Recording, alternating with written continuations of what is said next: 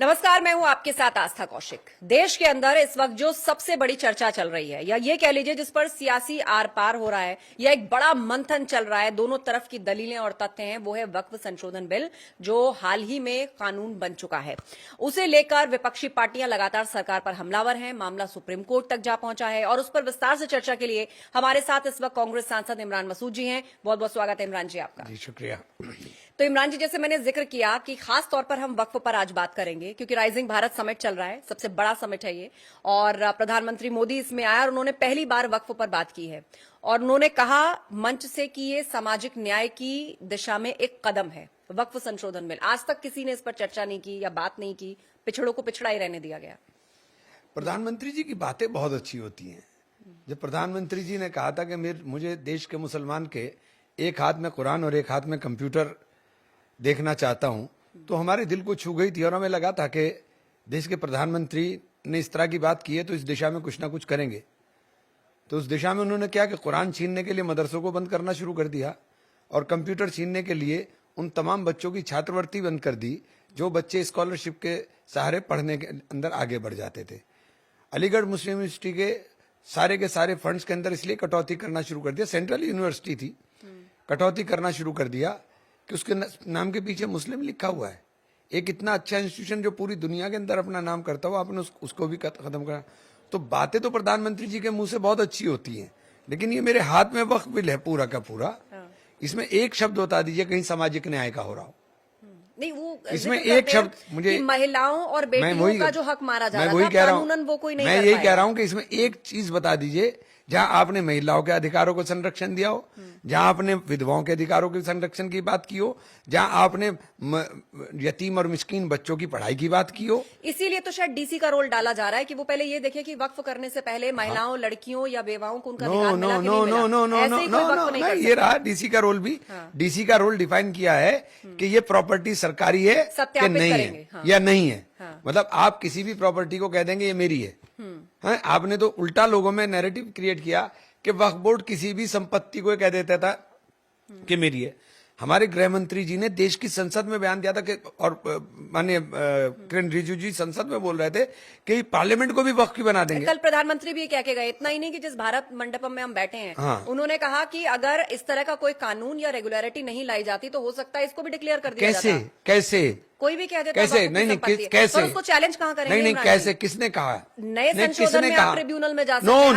No पहले में भी स्ट्रक्चर में क्या सारे, या तो पढ़कर बैठिए या तो पढ़कर बैठिए या तो मुझे पढ़कर बैठिए। 1995 मैं सुनिए ना, मैं बता रहा हूँ ना, 1995 के एक्ट के अंदर सारे के सारे प्रोविजन थे।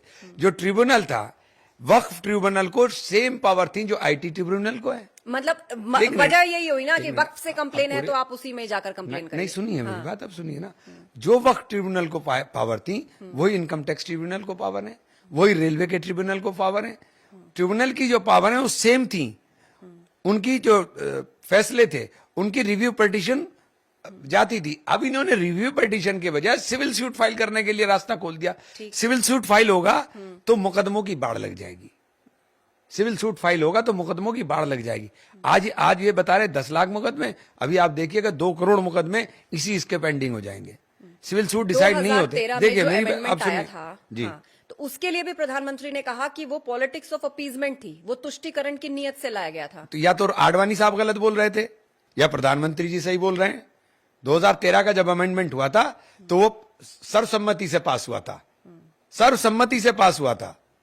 और जो इनके उस वक्त के एमपी थे शाहनवाज हुसैन साहब, वो चिल्ला चिल्ला के पार्लियामेंट में बोल रहे थे हमें हमारी संपत्ति वापस दे दो, हमें हमारी संपत्ति सिर्फ वापस दे दो। तो कहां गए वो, कहां गई वो बातें? लेकिन इमरान अब आज आपका एजेंडा, असल में उनका एजेंडा नहीं चल रहा है, उनका एजेंडा चल नहीं रहा है, इसलिए नई नई बातें। कोई आप एक बात बताइए, आपने कहा कि पार्लियामेंट में माननीय गृह मंत्री जी ने 39 लाख एकड़ लैंड, तो आपने कौन सी सोर्स से 39 लाख एकड़ लैंड आए? आप वो सोर्स डिक्लेयर करिए, कहां है 39 लाख एकड़? कभी आप 8 लाख एकड़ बताते हो, कभी आप 39 लाख एकड़ बताते हो। आपकी सरकार के 2021 के अंदर सुप्रीम कोर्ट के अंदर एफिडेविट फाइल करती है कि वामसी पोर्टल पर हमने 99% डिजिटलाइजेशन करा लिया। जब हम जेपीसी में गए तो इन्होंने इनकार कर दिया कि हमने नहीं कराया। तो कौन सच बोल रहा है? आप ही की सरकार सच बोल रही है या आप ही की सरकार झूठ बोल रही है? अमेंडमेंट में डिजिटलाइजेशन का भी जिक्र है, आपको नहीं लगता इससे बॉडी के अंदर ट्रांसपेरेंसी आएगी? मैंने कब मना करा? बट आपने कहा कि 99% हमने करा लिया है। सुप्रीम कोर्ट में कहा, मुझे नहीं कहा है, सुप्रीम कोर्ट में वो तो जेपीसी में हमारे सामने डॉक्यूमेंट आ गया। आप खुद कह रहे हो कि हमने 99% करा लिया और उसके बाद खुद ही कह रहे हो, आप खुद ही कह रहे हो कि नहीं हुआ। और अगर नहीं हुआ, करा लिया तो इसकी जरूरत नहीं थी, और अगर नहीं हुआ तो जो काम आप 10 साल में नहीं कर सके, आप 10 साल में आप ही की सरकार है, आप 10 साल में नहीं कर सके उस काम को आप कह रहे हैं कि 6 महीने में आपको रजिस्ट्रेशन कराना पड़ेगा। 6 महीने में कैसे होगा रजिस्ट्रेशन? एक सेकंड, पूरी बात होने दीजिए। देखिए पूरी बात रेगुलराइज नहीं होगी। ये जमीन हड़पो योजना है। कौन हड़पेगा जमीन? जमीन हड़पो योजना है भाई। अभी बोलने दीजिए ना मुझे। आपने कहा कि रजिस्ट्रेशन कराओ, रजिस्ट्रेशन के अंदर 6 महीने का टाइम आपने रखा। अगर रजिस्ट्रेशन नहीं होगा तो वो संपत्ति सरकारी हो जाएगी। तो रजिस्ट्रेशन कौन कर रहा है? सरकार। आपने रजिस्ट्रेशन को 6 महीने लटका दिया, या मान लीजिए वो ही नहीं आया जिसकी संपत्ति जो वक्त वाला, तो आप कोर्ट में चैलेंज कर सकते हैं। हाँ। मैं तभी तो कह रहा हूं, तो रास्ता आपने कोर्ट का खोल दिया कि मुसलमान पूरे देश का धक्के खाता रहे कोर्ट के अंदर, ना पढ़ाई का रहे ना लिखाई का रहे, अपनी वक्त की जो जायदादें हैं उनको बचाने के लिए कोर्ट के धक्के खाता रहे। यही आपने कर दिया, इसके अलावा कुछ नहीं किया। इमरान जी, बहुत सारे मुस्लिम समाज से मौलाना ऐसे हैं जो उसका समर्थन कर रहे हैं। इन तनख्वाहियों की बात नहीं करना चाहता हूं मैं। पिछड़ों को देखिए, इन तनख्वाहियों की बात नहीं करना चाहता हूं मैं। ये सब तनख्वाहियां हैं, ये सब तनख्वाहियां हैं। जितने ये इतना मसला, महिलाएं हैं, चाहे ये सब तनख्वाहियां, उनके लिए अलग बोर्ड की बात है, उसका क्यों विरोध? नहीं, मैं किसी उनका विरोध नहीं कर रहा हूं, मैं किसी कम्युनिटी का विरोध, मैं इन तनख्वाहियों को मैं इन तनख्वाहियों का विरोध कर रहा हूं जो तनख्वाहियां हैं। इन्हें क्योंकि इनको तो ढोल बजाना है, तनख्वाह मिल रही है तो ढोल बजा रहे हैं, पढ़ा तो कुछ है नहीं। मैं आपको फैक्ट के साथ बता रहा हूं, उत्तर प्रदेश के अंदर 78% लैंड को सरकारी भूमि घोषित कर दिया, जिसमें 400 साल पुरानी दरगाह है, इमामबाड़ा है, कब्रिस्तान है, ईदगाह है, और आपने उसे कर दिया कि ये सरकारी संपत्ति है। जब तक ये डेजिग्नेटेड ऑफिसर डिसाइड करेगा तब तक उसकी मालिक सरकार हो गई, और वो डिसाइड कब करेगा इसकी कोई समय सीमा नहीं। उसके बाद आप जाइए ट्रिब्यूनल के अंदर। लेकिन क्या ऐसी जगहों पर धार्मिक गतिविधियों को रोका गया है? आज नहीं रोके हैं तो कल रोक देंगे ना। तो ये तो स्पेकुलेशन। अरे स्पेकुलेशन के, जब आप मालिक हो आप कभी भी ताला लगा दो। जब आपको अधिकार दे दिया, मुझे इस घर का अधिकार दे दिया, तो मैं इस घर के अंदर जब चाहे ताला लगा लूं। लेकिन वक्फ अमेंडमेंट किसी तरह से धर्म का पालन करने से तो नहीं रोकते ना? सब रोक दिया। कैसी बात कर रहे हैं? कैसी बात कर रही हैं आप? आर्टिकल 25 का क्लियर कट वायलेशन है। आप कह रहे हो कि ट्राइबल्स के, कौन ट्राइबल की बात कर रहा था? ट्राइबल्स का नाम आपने इसलिए लिया कि मुस्लिम ट्राइबल्स लक्षद्वीप में रहते हैं।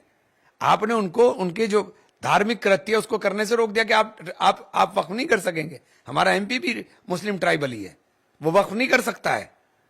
वक्फ हमारा धार्मिक फरीजा है, वक्फ हमारा एक धार्मिक कृत्य है। आपने उसे करने से रोक दिया कि आप नहीं कर सकते हैं। क्यों नहीं कर सकते हैं? आपकी जमीन उनकी जमीनों पर नजर है।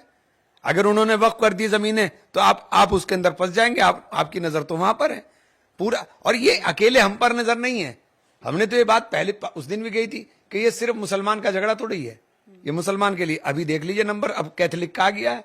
अभी ऑर्गेनाइजर के अंदर मेरे पास है, ऑर्गेनाइजर के अंदर पूरा आर्टिकल छपा था कि 17.5, हमारे पे तो 39 लाख एकड़ ही बताई, उनके पास बताइए 17.5 करोड़ एकड़ लैंड।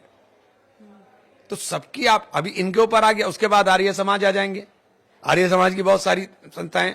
उसके बाद लास्ट नंबर जो है इनका मंदिरों का आना है, बड़े बड़े मंदिरों को इनको रेगुलराइज करना है। तो आप कम से कम इनको एक्सेप्ट कर रहे हैं, तो ये तो नहीं कह सकते ना कि केवल मुसलमानों के मसाइलों में। देखिए आप उन्हें उनको सबका नंबर आएगा तो देश की जवाबदेही पूरी तो सुनिए, पूरी भी सुन लीजिए ना। तो आप मंदिरों की जायदाद ले लेंगे, आप मस्जिदों की जायदाद ले लेंगे, आप गुरुद्वारे की प्रॉपर्टी ले लेंगे। आप क्या कर रहे हो? आप इतना टैक्स ले रहे हो, आप इतना टैक्स ले रहे हो, आप सरकार चला रहे हो, आप धार्मिक कृत्यों से आने वाले पैसों को लोगों को जो अपने समाज के लिए लगाना चाहते हैं उन्हें लगाने नहीं। स्ट्रक्चर में महिलाएं हों उससे क्या दिक्कत है? महिलाएं पहले सांसद अगर अभी कोई गैर इस्लामिक है, क्या दिक्कत है? अच्छा मुझे आप एक बात बताओ, आप पाकी और नापाकी में फर्क बताओ। अब ये तो अपनी अपनी डेफिनेशन है ना, ये तो बड़ा सब्जेक्टिव। नहीं, बड़ा सब्जेक्ट नहीं है, इस्लामिक नजरिए से पूछ रहा हूं मैं। आप बड़ा सब्जेक्ट की क्या बात कर रही है? आप बताओ पाकी ना पाकी में क्या फर्क है? आप नहीं बता पाओगी। वजह यह है कि आपको इसके लिए मुसलमान होना पड़ेगा कि आपको बारीकी समझ में आए। आप मुझसे कुछ हिंदू रिचुअल्स के सुपरफिशियली पूछोगी, मैं बता दूंगा, लेकिन आप कोई गहराई की बात अगर मुझसे पूछोगी तो मैं नहीं बता पाऊंगा, मैं नहीं बता पाऊंगा। हर आदमी को अपने मजहब की जो गहराई है वो समझता है, वो दूसरा नहीं समझ सकता। वक्फ हमारा एक धार्मिक लेकिन कृत्य इमरान है। जी, जो बहुत ज्यादा समझता है, हेर फेर भी कर सकता है, वो ना हो, उसके लिए कोई ट्रांसपेरेंसी चाहिए। तो ट्रांसपेरेंसी इस स्ट्रक्चर को आपके हिसाब से कैसा उस होना एक्ट में चाहिए? ट्रांसपेरेंसी थी। 95 का एक्ट है, उसमें पूरी ट्रांसपेरेंसी थी। आप एक बात बताइए, किसी भी ट्रस्ट के अंदर, चाहे वो हिंदू एंडोमेंट ट्रस्ट कर्नाटका हो, चाहे वो ठीक है। दिगंबर ट्रस्ट हो, चाहे वो काशी विश्वनाथ हो, चाहे वो अयोध्या हो, सब में एक शर्त लगी हुई है कि वहां कोई दूसरे मजहब का नहीं होगा। हाँ, जैनियों में हो, सिखों में हो, क्रिश्चियंस में भी हो, है मुसलमान के ट्रस्ट में सब रहेंगे। क्यों? क्या हम इस देश के नागरिक नहीं? तो यानी क्या कुल मिलाकर एक आप मिनट, लोग वक्फ पर आर-पार के मूड में हैं। हाँ बिल्कुल। क्या हम इस देश के सुप्रीम नागरिक कोर्ट नहीं? में क्या दलीलें देंगे? नहीं, तो आप मुझे संसद से बताइए, पास क्या हम हो इस जाए? देश के नागरिक नहीं? बिल्कुल है, आप इस देश के आप मुझे बताइए, जब आप मैं लाइव डिबेट में पूछूंगा, 2 सवाल पूछ लूंगा, नहीं जवाब दे सकता कोई दूसरा आदमी, उसके लिए मुसलमान होना ही जरूरी। इसी तरह वक्फ को समझने के लिए, वक्फ को जानने के लिए मुसलमान अब होने मुझे का। जाते जाते जवाब दीजिए, सुप्रीम कोर्ट में जो याचिकाएं गई हैं, तो वहां आपको क्या उम्मीद है? वहां आप किस तरह लड़ेंगे? तो संसद से पास हो गया कानून, देखिए, बन गया सुप्रीम देश के कोर्ट अंदर। कस्टोडियन है संविधान का। ये जो संविधान है ना हमारा, ये हमें संरक्षण देता है। ये हमारे लिए एक किताब नहीं है, हमारे लिए ग्रंथ है। यूपी में तो बाबा हिसाब भी साहब मांग लिया गया है कि जरा बताइए कहाँ किसके पास जमीन है, बाबा, उनसे अभी declaration तो बहुत वगैरह। झगड़ा होना है। ये झगड़ा खड़ा करने का तो तरीका है। 2027 में बड़ा मुद्दा अरे रहेगा ये तो आपके लिए। ये खड़ा इसीलिए किया जा रहा है, इस संविधान को रौंदा जा रहा है। इसके आर्टिकल 25 और आर्टिकल 26 के ऊपर बुलडोज कर दिया है। तो ये संविधान का कस्टोडियन सुप्रीम कोर्ट है, तो इस संज्ञान सुप्रीम कोर्ट के सामने लेके जाएंगे, ठीक है। तो और कहां जाएंगे? ठीक है, चलिए, बहुत बहुत धन्यवाद इमरान मसूद जी, आपने दिल खोलकर सभी सवालों के जवाब दिए और मुद्दे पर बहुत ही बेबाकी से अपनी राय रखी। बहुत धन्यवाद आपका।